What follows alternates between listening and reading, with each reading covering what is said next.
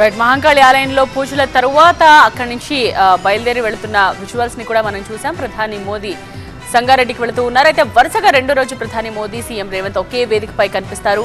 ఇప్పుడు ఇదే అంశం అందరి దృష్టిని ఆకర్షిస్తోంది. కాంగ్రెస్ పార్టీ నేతగా సీఎం గా రేవంత్ ప్రధానిని బడే బాయ్ అని పిలవడం ఇప్పుడు దేశవ్యాప్తంగాను హాట్ టాపిక్ గా మారింది.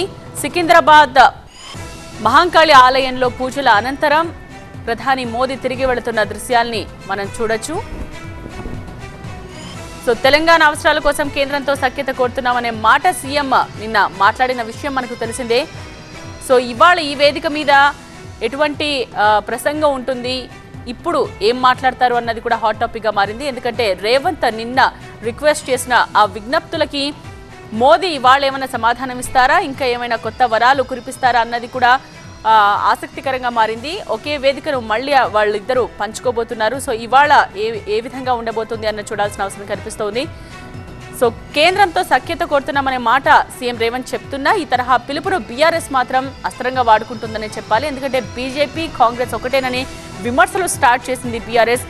ఇవాల్టి పటాన్చెరు ఎన్నికల శంఖారావం సభలో మోదీ పొలిటికల్ గా ఎలాంటి కౌంటర్స్ ఇస్తారు, తెలంగాణకు ఏ హామీలు ఇస్తారు అన్నది హాట్ టాపిక్ గా మారింది.